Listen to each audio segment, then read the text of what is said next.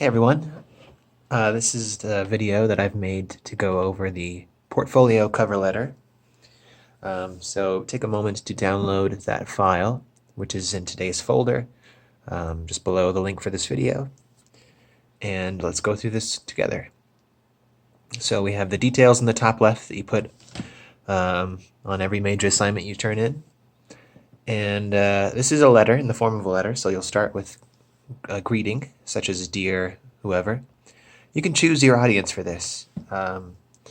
So cover letters are kind of a genre in and of themselves, but we're treating this with a bit more flexibility than maybe we would have if we had had time to go over this normally in a classroom setting.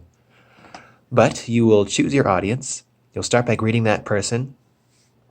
You'll talk first about bigger picture things, how your semester has gone at NAU. It's been a wild one, how your experience in English 105 has been. Utilize a tone and a voice that makes sense for the person you're writing to. That's important. So if you're writing to a friend, you can use a tone and voice that's appropriate for that person. If you're writing to more of a formal figure, everyone in my class has the right to write to me, for example. You might have a bit more of a formal tone and voice. Briefly explain what English 105 is if the person who you're writing to wouldn't necessarily know that. So you're asking yourself the questions you always ask about your audience. What do they already know, and what do I have to explain to them? You know, if you're writing to your grandma who doesn't know anything about English 105 and you just start talking about the learning outcomes, your grandma would think, I don't know what the heck you're talking about, kid. So audience awareness. Okay, so one of the important things in this cover letter, and one of the things that I will be specifically looking at while I grade, is your understanding of the four learning outcomes of this class. Those were the four things in a big picture sense that English 105 was designed to help you develop, and you can see those in the syllabus. So you have a hard copy syllabus somewhere around.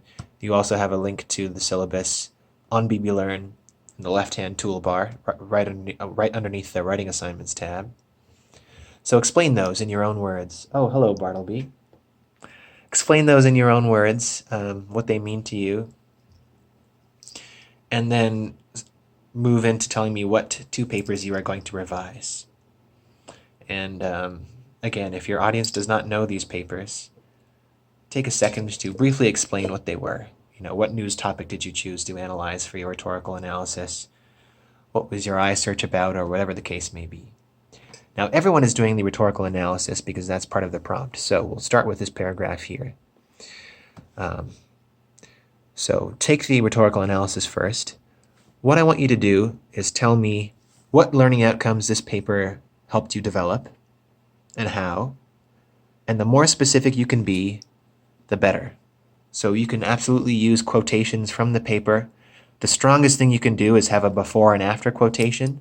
So maybe a sentence from the original rhetorical analysis, and then how that sentence changed when you revised it. Including both of those quotations in your letter is a strong demonstration or proof by logos for you having met that learning outcome.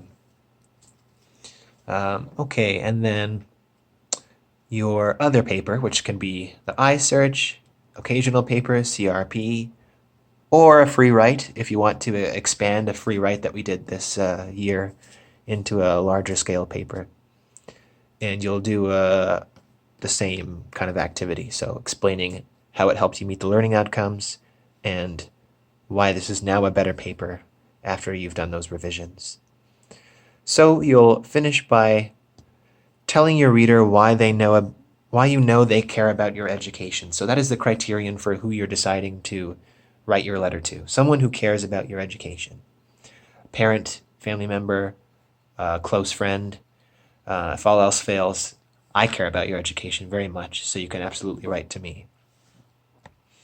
And then you will sign off there. So those are the broad strokes of what you're accomplishing in your final portfolio letter. Introducing English 105 and big picture things.